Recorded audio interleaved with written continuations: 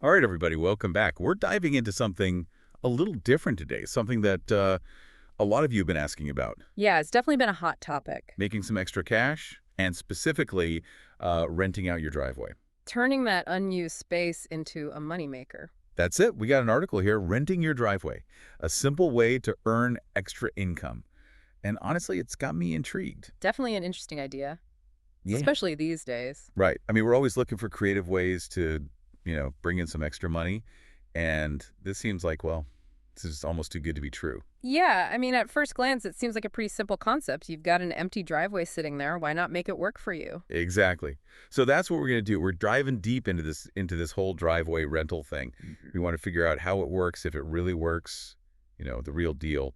And we've got some popular platforms to look at too. Oh, yeah. The article mentions a few of them. Just Park, Parkly, SpotHero.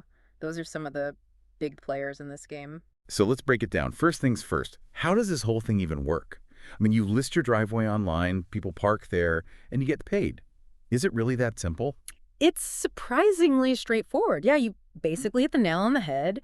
You sign up with one of these platforms, create a listing for your parking space. Okay. You decide how much you want to charge, set your price and when you want to rent it out. Maybe just for a few hours, maybe for a whole day, maybe even longer term. Gotcha. So you've got control over your availability and pricing. That's pretty cool. Exactly. And then the platforms do a lot of the heavy lifting for you. Yeah. Drivers who need parking can search through the listings, find yours, see if it fits their needs and their budget. Makes sense. And if everything lines up, they book it right there through the app. Payment is all handled automatically, so no awkward cash exchanges or anything like that.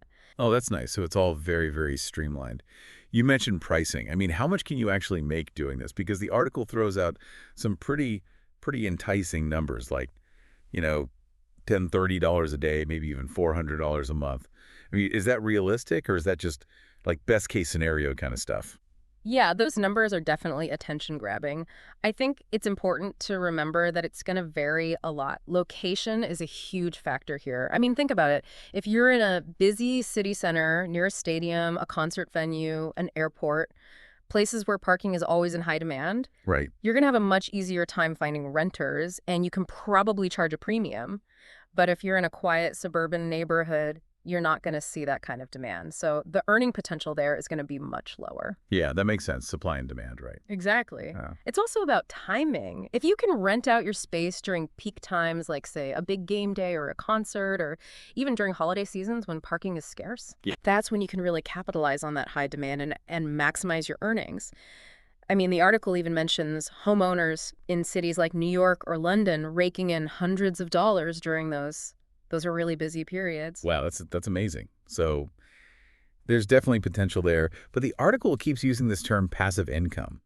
And that kind of makes it sound like you just list your driveway and then money just magically appears in your bank account.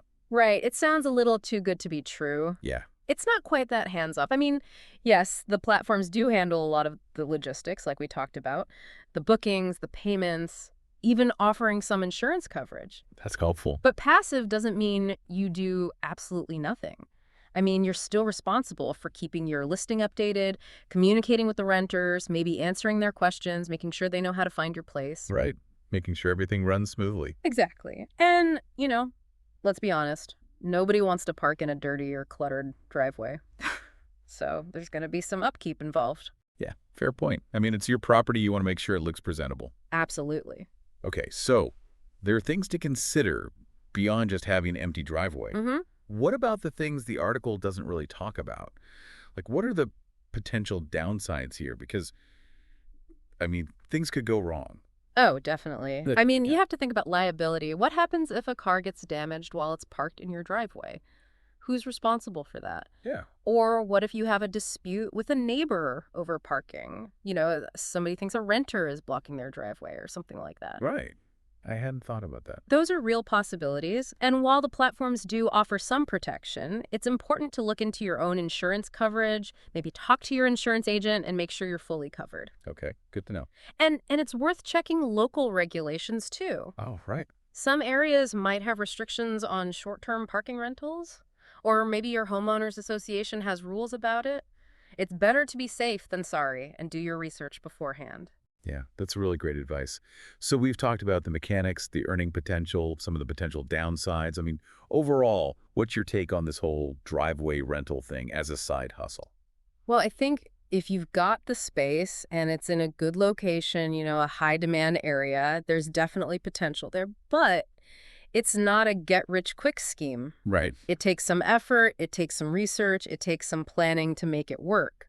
So it's not just about having a driveway. It's about understanding your market, understanding the demand, being aware of the potential challenges, Yeah. and really weighing those potential rewards against the effort involved. Exactly. You got to do your homework, research the platforms, understand the local market, factor in those hidden costs and the time commitment. Absolutely. And for those of you listening, that's the key takeaway here. Think about it. Would this work where you live? Are there any unique factors you need to consider that maybe we haven't even touched on? It's all about being informed. Maybe a little unused space can really become a source of income, but it's about making those informed choices. Couldn't have said it better myself. So thanks for joining us on this deep dive, and hopefully this helps you decide if renting out your driveway is the right side hustle for you. Until next time.